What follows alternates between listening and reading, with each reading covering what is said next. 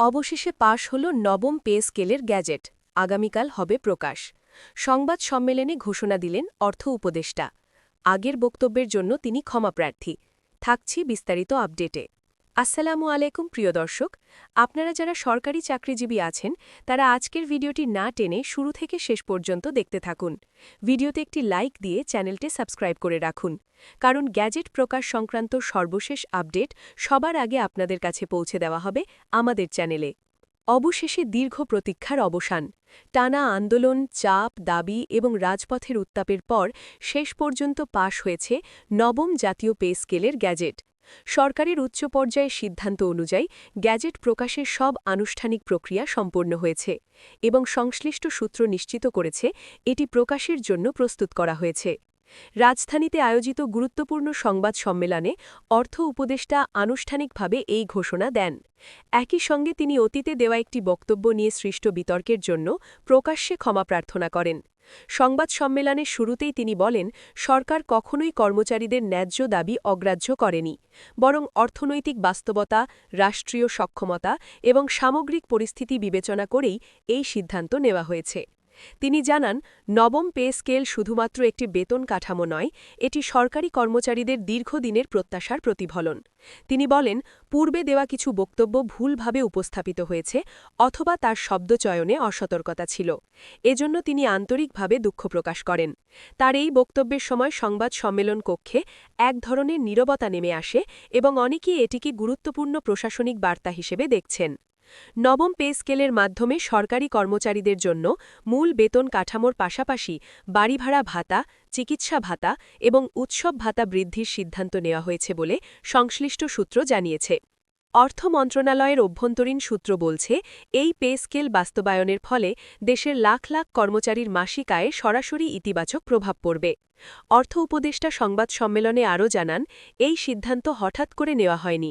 এর পেছনে রয়েছে দীর্ঘ আলোচনা, বিভিন্ন পর্যায়ের বৈঠক এবং বাস্তব পরিস্থিতি বিশ্লেষণ। তিনি স্বীকার করেন, কর্মচারীদের আন্দোলনের চাপ ছিল, তবে সেই চাপকে সরকার দায়িত্বশীলভাবে বিবেচনা করেছে। গত কয়েক মাস ধরে no pay scale no vote slogan রাজপথ থেকে শুরু করে সামাজিক যোগাযোগ মাধ্যম পর্যন্ত ব্যাপক আলোড়ন সৃষ্টি করেছিল। কর্মচারীদের ধারাবাহিক কর্মসূচি, সমাবেশ এবং হুঁশিয়ারি সরকারের ওপর প্রভাব ফেলেছে বলে বিশ্লেষকরা মনে করছেন। শেষ পর্যন্ত সেই দাবির বাস্তব প্রতিফলন হিসেবেই নবম পে স্কেলের গ্যাজেট পাশ হয়েছে। বিশেষজ্ঞরা বলছেন, এটি শুধু একটি আর্থিক সিদ্ধান্ত নয়, বরং একটি রাজনৈতিক এবং সামাজিক বার্তাও বহন করছে। বিশেষ করে নির্বাচন ঘনিয়ে আসার প্রেক্ষাপটে এই গ্যাজেট প্রকাশ সরকারের জন্য কৌশলগতভাবে গুরুত্বপূর্ণ বলে মনে করা হচ্ছে। এতে কর্মচারীদের অসন্তোষ কিছুটা প্রশমিত হতে পারে এবং সরকারের প্রতি আস্থা পুনরুদ্ধার হতে পারে। অর্থ উপদেষ্টা স্পষ্টভাবে জানান, পে স্কেল বাস্তবায়নের ক্ষেত্রে কোনো ধরনের বৈষম্য রাখা হবে না। সব স্তরের কর্মচারী এই সুবিধার আওতায় আসবেন। তবে বাস্তবায়নের ক্ষেত্রে ধাপে ধাপে কার্যক্রম পরিচালনা করা হবে বলে তিনি ইঙ্গিত দেন। সংবাদ সম্মেলনের প্রশ্নোত্তর পর্বে সাংবাদিকরা আগের বক্তব্য নিয়ে সৃষ্ট বিতর্ক সম্পর্কে জানতে চাইলে অর্থ উপদেষ্টা বলেন, তিনি কখনোই কর্মচারীদের অবমূল্যায়ন করতে চাননি। তার বক্তব্যে কেউ কষ্ট পেয়ে থাকলে তিনি তার দায় স্বীকার করছেন। এই বক্তব্যের পর বিভিন্ন কর্মচারী সংগঠন তাৎক্ষণিক প্রতিক্রিয়ায় জানিয়েছে, তারা এই ক্ষমা প্রার্থনাকে ইতিবাচকভাবে দেখছে, তবে তারা দ্রুত বাস্তবায়নের দাবি পুনর্ব্যক্ত করেছে। অন্যদিকে অর্থনীতিবিদরা সতর্ক করে বলেছেন, নতুন পে স্কেল বাস্তবায়নের ফলে সরকারের ব্যয় বাড়বে এবং বাজেটে অতিরিক্ত চাপ তৈরি হতে পারে। তবে অর্থ মন্ত্রণালয়ের দাবি, এই আর্থিক চাপ সামাল দেওয়ার জন্য সরকারের যথেষ্ট প্রস্তুতি রয়েছে। নবম পে স্কেল পাশ হওয়ার খবর প্রকাশের পর থেকেই দেশের বিভিন্ন সরকারি দফতরে কর্মচারীদের মধ্যে ব্যাপক আলোচনা শুরু হয়েছে। অনেকে স্বস্তি প্রকাশ করছেন, আবার অনেকে বিস্তারিত গ্যাজেট প্রকাশ না হওয়া পর্যন্ত অপেক্ষা করার কথা বলছেন।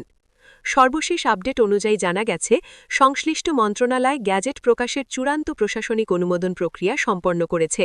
খসড়া যাচাই, আইনগত পর্যালোচনা এবং কারিগরি সংস্করণের কাজ শেষ হয়েছে। সংশ্লিষ্ট কর্মকর্তারা জানিয়েছেন যে গ্যাজেট প্রকাশের আনুষ্ঠানিক ঘোষণা যে কোনো সময় আসতে পারে এবং প্রকাশের পরপরই বাস্তবায়ন সংক্রান্ত নির্দেশনাও জারি করা হবে। এছাড়া সরকারি বিভিন্ন দফতরে নতুন পে স্কেল বাস্তবায়নের প্রস্তুতি শুরু হয়েছে বলেও জানা গেছে।